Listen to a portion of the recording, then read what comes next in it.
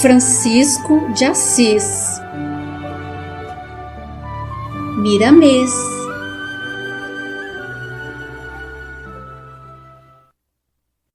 Capítulo 16. Os primeiros passos.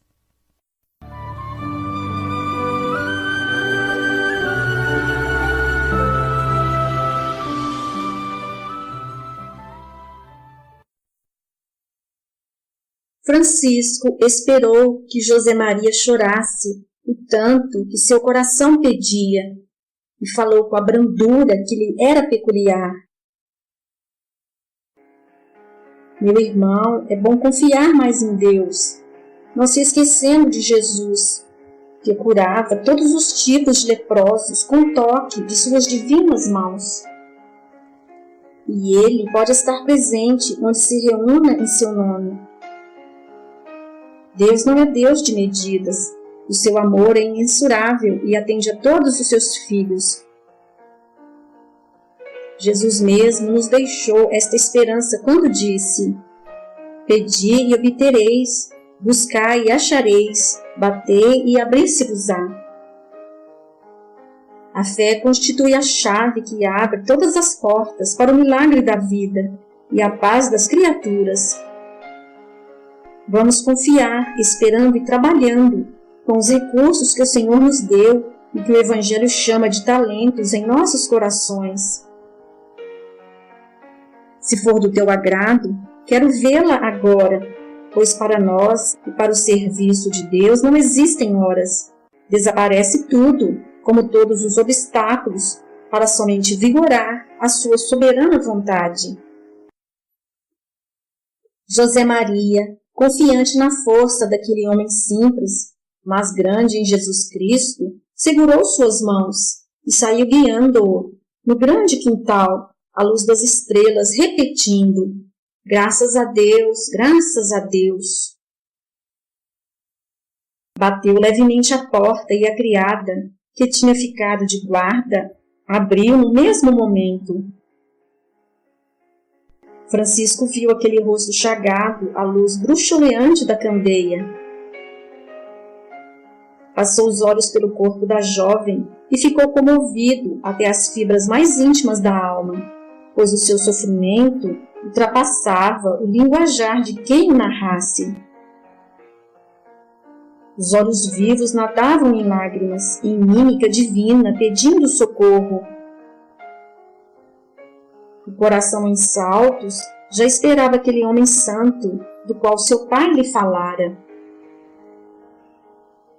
A criada quis sair do quarto, com medo de atrapalhar a visita esperada de Francisco, mas este não o consentiu. Pegou nas mãos calosas de Afrânia e falou com bondade aos seus sentimentos. Fica, minha filha, nós precisamos do teu apoio espiritual, da tua presença que muito nos agrada. E beijou as suas mãos demoradamente. A velha, que nunca recebera na vida aquela atenção, sentou-se no catre, onde dormia seu patrão, e nada respondeu, chorando como criança, como alguém que nada sabia responder, mas que sentia o amor daquele homem penetrar em seu coração. A moça nada falou. O pai fechou a porta e, sentindo o ambiente de paz espiritual, ajoelhou-se à beira da cama da filha, fazendo Francisco mesmo. E naquele instante de emoção e preces, de fé e de confiança em Deus, Francisco, pela primeira vez, sentiu algo diferente ao ouvir aquela voz que ele tanto conhecia. Francisco, Francisco. E ele respondeu mentalmente: Aqui estou, meu Senhor. Que queres que eu faça?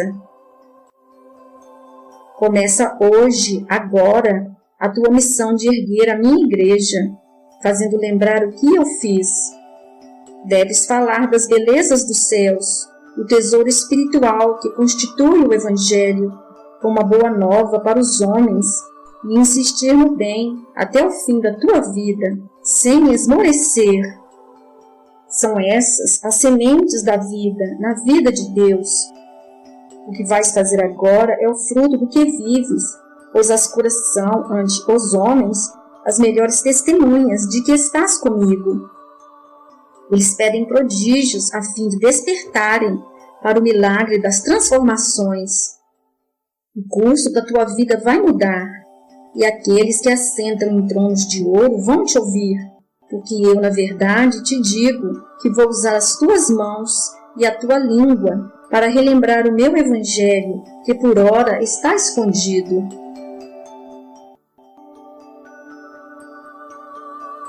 O ambiente fosforesceu de luzes cambiantes, de claridades que se faziam ver em todo o quarto da filha de José Maria. Duas mãos invisíveis tocaram em Francisco, de sorte ele sentir o calor divino em seu corpo humano.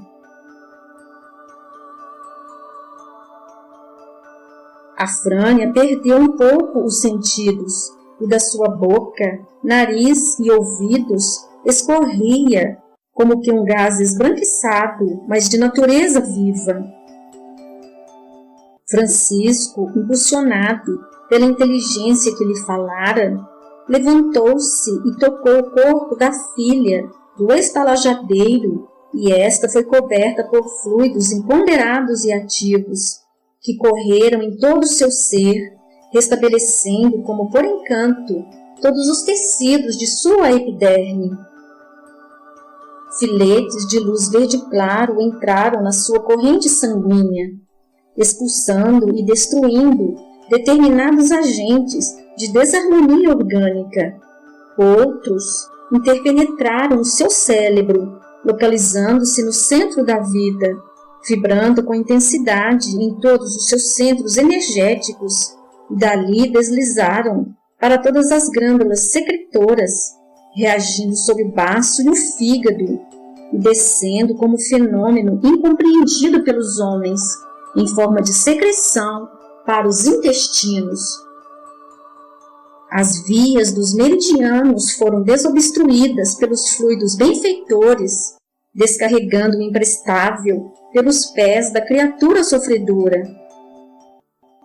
Francisco parecia mudar de cor, como se assumisse a função de fios elétricos, recebendo alta carga de eletricidade divina, despejando-as em forma de saúde e de bem-estar, em favor daquela moça, filha de Deus, sob a proteção física de José Maria. A moça gemia e suava, em forte delírio. O corpo de Francisco, aos olhos espirituais, estava iluminado. O seu coração parecia um pêndulo de luz a pulsar dentro do peito, e a sua mente, o espelho que refletia o pensamento daquele que foi, era e seria sempre o seu mestre. No êxtase da operação espiritual, Francisco, reconhecendo que Jesus operara por seu intermédio, agradeceu, sentindo-se plenamente consciente do que estava fazendo em favor daquela criatura sofredora, aliviando um coração de pai que tanto padecia. Senhor, agradeço-te por tudo que fizeste em benefício desta família, que considero minha também. Não mereço este teu convívio nas minhas andanças, e peço-te, em favor dos sofredores, à luz do entendimento, que eles sejam curados dos males da carne, porém que não se esqueçam do tratamento espiritual, exercitando todos os dias a conduta reta, estimulando a renúncia das coisas supérfluas e desativando os instintos inferiores, corrigindo os desatinos referentes aos impulsos da carne e melhorando as ideias de perdão e de caridade. Nós te pedimos, Senhor, que não nos deixes cair em novas tentações no que se refere à usura, à mentira e ao ódio, e que cresça em nós um ambiente de paz, aquela que não esquece o trabalho honesto. Nós te pedimos, meu Senhor, em nome de Jesus, o Cristo da vida, que acalmes os nossos gestos impensados, que possam ferir os outros, e que a nossa vida possa ter a sequência que corresponda às vidas dos santos, nos mostrando a presença dos grandes sábios juntos de nós. Confiamos que essa nossa irmã esteja curada de seus males físicos, mas a nossa preocupação é com a sua alma, que ela possa ser curada igualmente pelo despertar para a verdade, que seja ela, de agora em diante, uma luz nascida do amor, que nunca perde e a tudo suporta, que nunca exige e tudo dá, que nunca odeia, mas abençoa sempre. Quanto a mim, este teu filho e devedor comum da humanidade, ajuda-me a melhorar e a cumprir a tua vontade, não a minha, porque sabes melhor do que eu o que de mais preciso como servo fiel do teu mandato. Lembro-me neste momento de Maria Santíssima, nossa Mãe e das criaturas, que ela interceda por nós no reino em que habita, e que guie esta casa na pauta dos deveres que propôs a seguir, alimentando a fé e cuidando do próximo, como se fosse continuação dos próprios familiares. Que Deus, na sua glória e majestade, abençoe a todos nós. A moça já estava dormindo profundamente, coisa que não fazia há dias. O ambiente estava sereno. O português chorava baixinho e os sentimentos da velha não eram outros. Francisco pediu para que todos saíssem do quarto e deixassem a moça sozinha, pois ela estava em condições de rápido restabelecimento. Um leve perfume inundou a atmosfera do quarto, acompanhando os assistentes, recendendo por toda a casa. A alegria era indescritível, e a esperança dos três personagens era vê-la no dia seguinte. Francisco não estava enganado, sabia da cura instantânea da moça, porque tinha ouvido quem nunca falara mentiras. No outro dia, a moça acordou cedo, chamando a criada com alegria. Afrânia, vem cá. Chama igualmente meu pai. Chama meu pai. Afrânia, eu estou curada. Que bom, meu Deus, eu estou curada.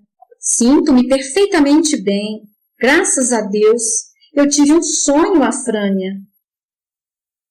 A criada, logo chegando, ouviu a narração da senhorinha Adália e ficou espantada, dizendo em seu íntimo: aquele homem é um santo, o senhor Francisco é um santo.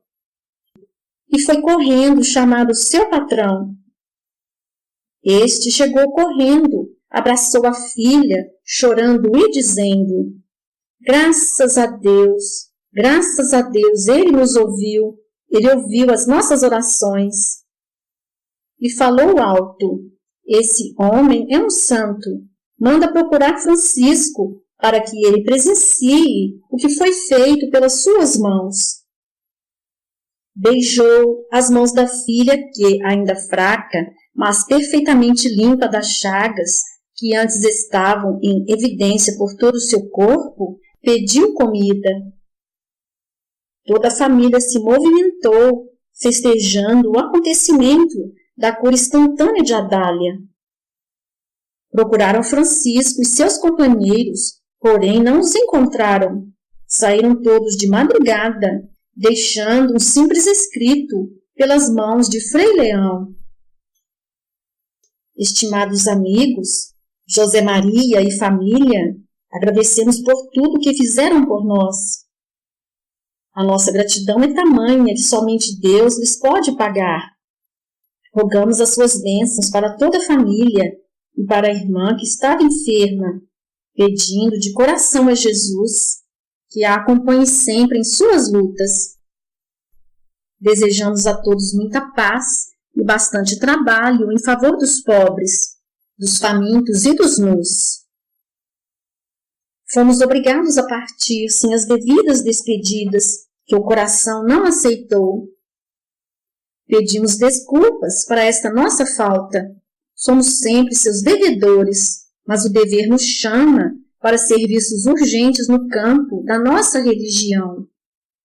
Orem por nós, que os seus sentimentos de fraternidade muito poderão nos ajudar, já que bem sabem dos nossos ideais. Algum dia poderemos nos encontrar, se Deus quiser. Um abraço fraternal, adeus, do servo que muito os estima, Francisco.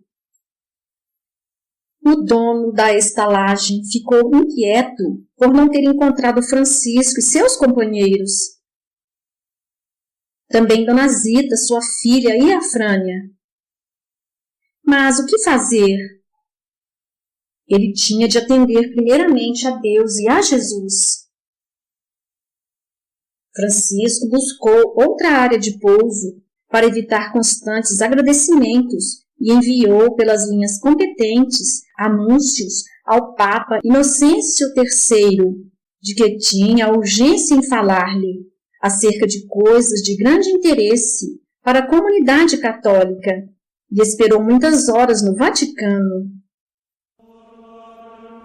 Mas, quando recebido por alguém que servia de olhos do prelado, esse deixou chegar aos ouvidos de sua santidade que se tratava de um bando de mendigos, que tinha boa conversa, mas que poderia ser conversa decorada para tomar o seu precioso tempo. O Papa meditou alguns instantes sobre o assunto e disse com parcimônia: diga-lhes para voltarem outro dia. Tornou a pensar e terminou sua curta frase: se for mesmo coisa interessante e para o bem da igreja, voltarão quantas vezes forem necessárias.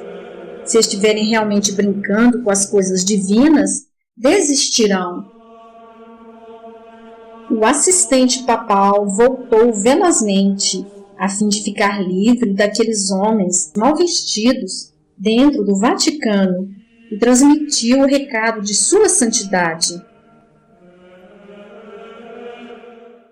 Francisco e seus companheiros de ideal agradeceram com gentileza e procuraram as ruas movimentadas de Roma. Contemplaram os jardins, admiraram as flores em profusão, brincaram com algumas crianças que passavam e se aproximaram dos pombos que forravam o chão onde pisavam.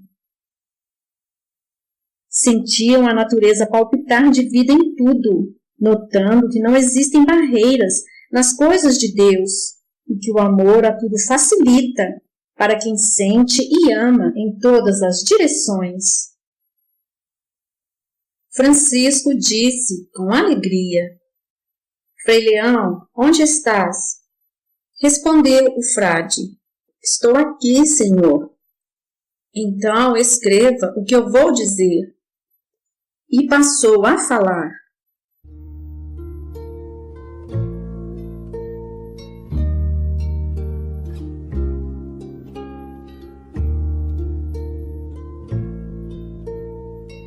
Benditas sejam as dificuldades que nos agridem e fazem pensar.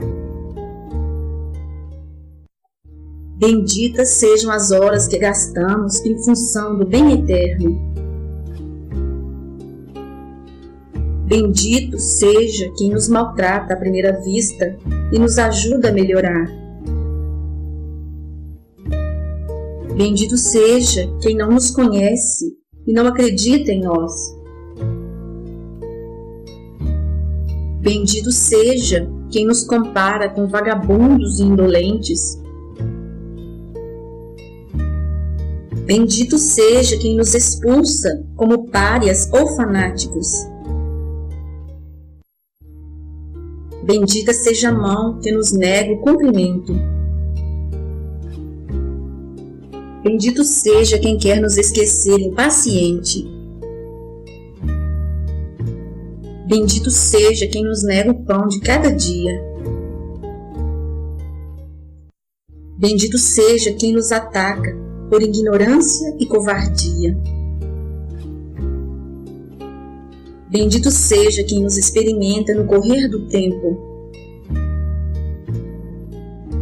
Bendito seja quem nos faz chorar nos caminhos. Bendito seja quem não nos agrada no momento. Bendito seja quem exige de nós a perfeição. Benditos sejam os que nos maltratam o coração, porque verdadeiramente são estes meus filhos, os nossos vigilantes, e os que nos ajudam a seguir o Cristo com maior segurança, pois Deus, através deles, nos ajuda na autoeducação, de maneira que fiquem abertas todas as portas para o amor universal.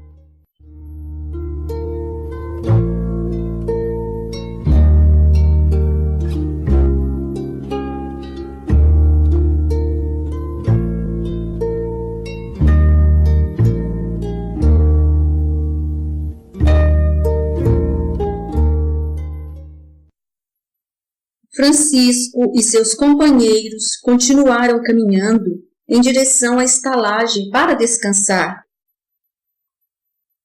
Lá chegando, conheceram o dono, que era italiano e que, à primeira vista, os rejeitou, cuspindo ao lado, pela singeleza dos viajantes.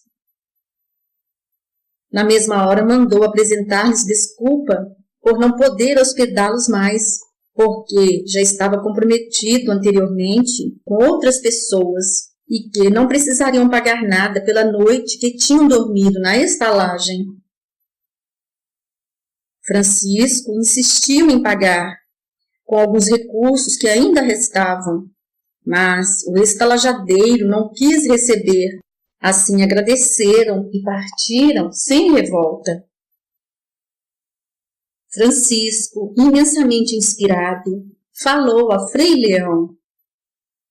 Frei Leão, abre o livro de Deus. Frei Leão tirou do bolso o livro, interrogando. A página toda? O filho de Dona Pica respondeu com bondade. Não, somente onde o teu dedo polegar se encontra, prendendo o escrito. E ele passou a ler pausadamente a fala de Paulo aos Tessalonicenses, capítulo 5, versículo 18, que registra o seguinte conceito. Em tudo dai graças, porque esta é a vontade de Deus em Cristo Jesus para convosco. Francisco, sorridente, disse a Frei Leão com entusiasmo. Frei Leão, torna a ler, para nossa felicidade e amparo ao coração.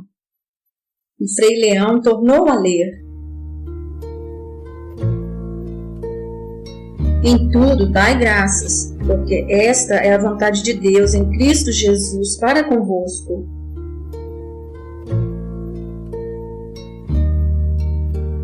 Todos sorriram e a alegria se alimentou de mais fé por serem expulsos da estalagem naquele momento e sentirem a presença de Deus por intermédio do Cristo na pessoa de Francisco, servo humilde e fiel aos desígnios da providência divina.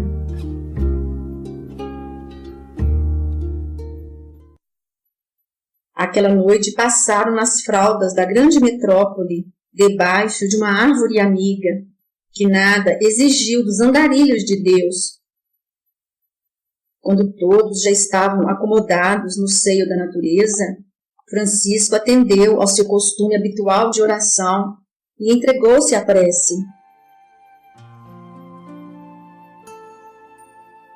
Depois de instantes, notar-se-ia um fosforejar em sua atmosfera individual, enriquecendo-se a inteligência e o coração, e contornava seu corpo como uma luz, cuja policromia mostrava na beleza do desenho a sintonia com o amor. Antes de recostar a cabeça na saliência de uma grossa raiz, passou em revista os seus companheiros inseparáveis, cobrindo-os direito e acomodando-os para um bom sono, na recuperação das energias perdidas no passar do dia. Na posse da verdade de quem ama, saiu cantando de cama em cama, à luz da lua, a canção do trabalho que o conduzia passo a passo na semeadura, lembrando Cristo na cruz. E dormiu, fitando as estrelas.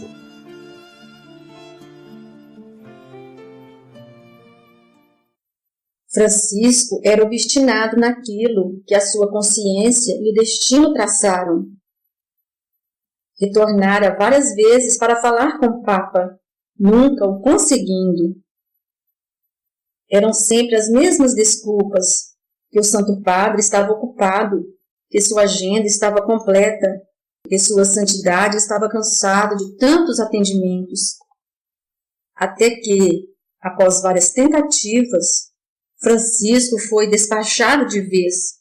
O Papa não poderia recebê-lo. Houve um início de revolta entre os companheiros de Francisco, que acudiu a todos, sem sinais de desgaste. As suas ideias estavam em completo desentendimento com os conceitos da Igreja Católica Apostólica Romana. No entanto, sentia-se na plenitude dos preceitos do Cristo de Deus. Francisco, não podendo falar com o Papa Inocêncio III, enviou-lhe alguns tópicos das regras, nas quais iria basear a vida de todos os franciscanos, e inspirava-se nas passagens do Evangelho para maior segurança do que estava falando ao homem de Deus e seus cardeais.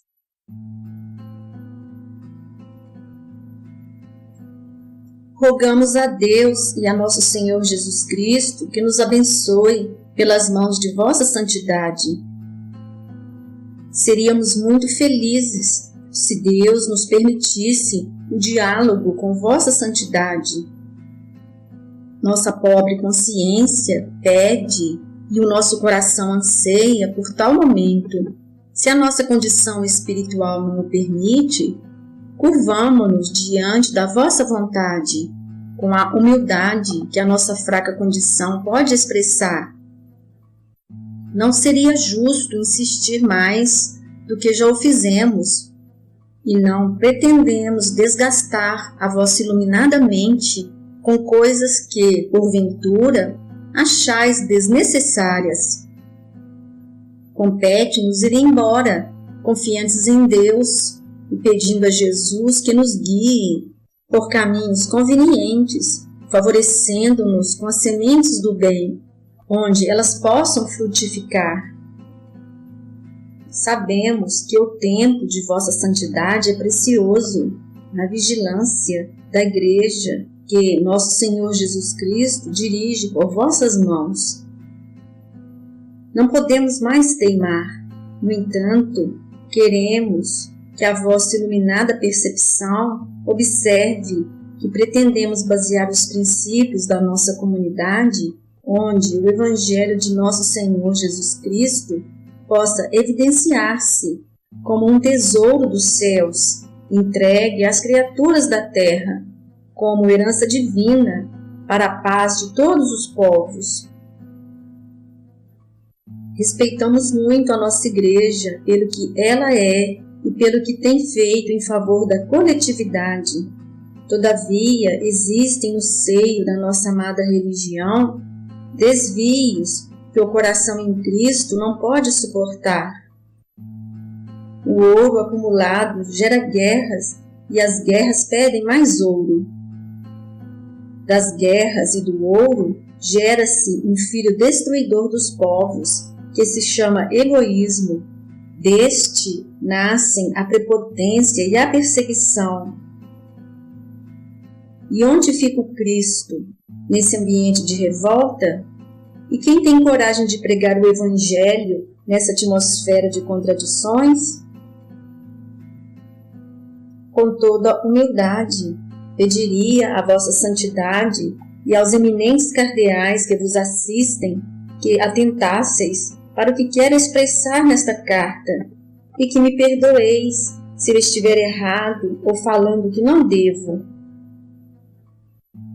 Não sou eu, que nada tenho para ensinar, principalmente a vossa santidade, quem escreve os ensinamentos que se seguem.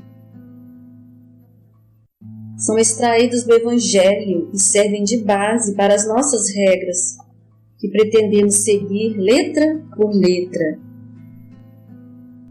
Nem jamais comemos pão de graça à custa de outrem. Pelo contrário, em labor de fadiga de noite e dia, trabalhávamos a fim de não ser pesado a nenhum de vós. Segunda carta de Paulo aos Tessalonicenses, capítulo 3, versículo 8. E continua o apóstolo: não porque não tivéssemos esse direito, mas por termos em vista oferecer-vos exemplos em nós mesmos, para nos imitardes. Segunda carta aos Tessalonicenses, capítulo 3, versículo 9. Porque, quando ainda convosco, vos ordenamos isto: se alguém não quer trabalhar, também não coma. Segunda carta aos Tessalonicenses, capítulo 3, versículo 10. E Mateus nos ajuda no ponto primordial da questão, assim afirmando no capítulo 10, versículos 9 e 10. Não vos proveis de ouro, nem de prata, nem de cobre nos vossos cintos, nem de alforjes para o caminho, nem de 2 túnicas, nem de sandálias, nem de bordão, porque digno é o trabalhador de seu alimento. E ainda mais assevera o mestre, anotado por Marcos, capítulo 9, versículo 35. E ele, assentando-se, chamou os 12 e lhes disse: se alguém quer ser o primeiro, seja o último e servo de todos. Estas bases estão fundamentadas no sacrifício de nós mesmos em favor do Evangelho, na renúncia, na humildade sem ostentação, no perdão incondicional, no desprendimento sem vaidade e no amor que nunca deverá exigir.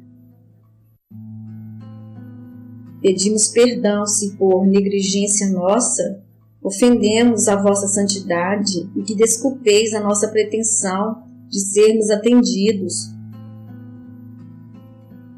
Que Deus e Cristo nos abençoe a todos e que Maria Santíssima cubra a Igreja com seu manto de luz. Amém.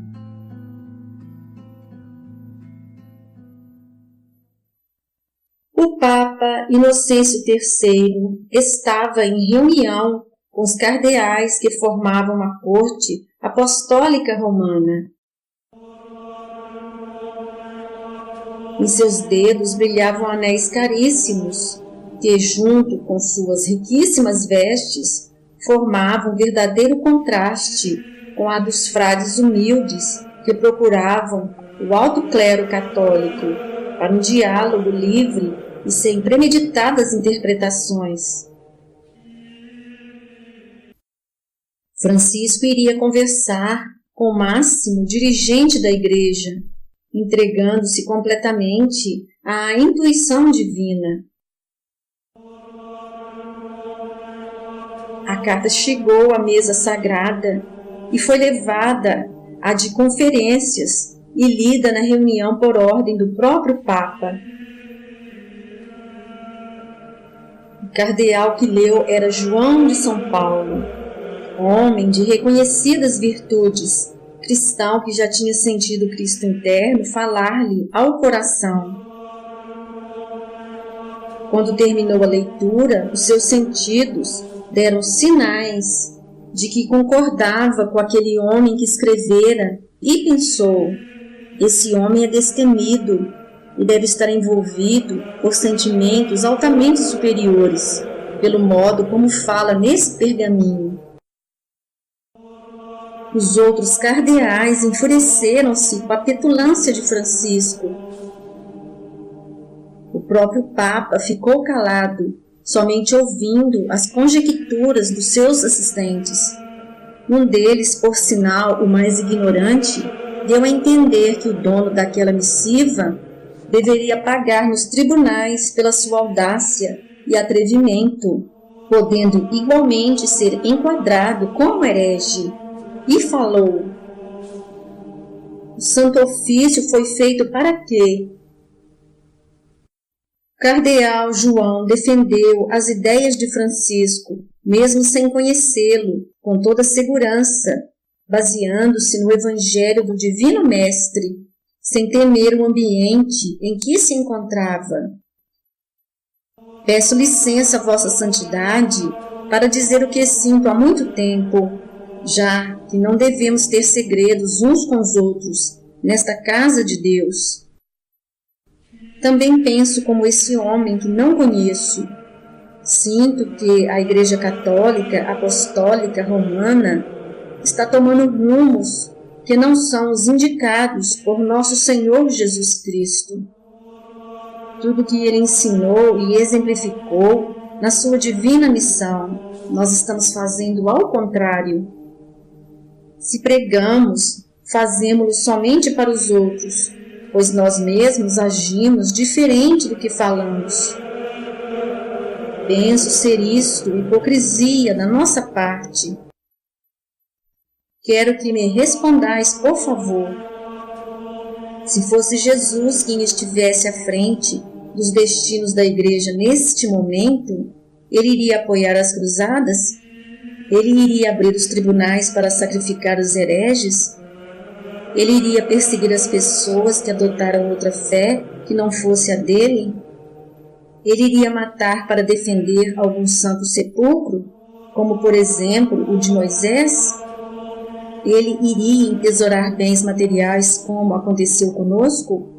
Ele iria fazer construções suntuosas, como as que erguemos em todo o mundo?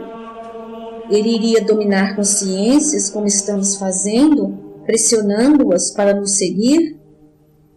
E faria outras tantas coisas que não preciso mencionar, porque das citadas podereis deduzir as outras com mais capacidade que eu, pois sois homens inteligentes, capazes de compreender o certo e o errado?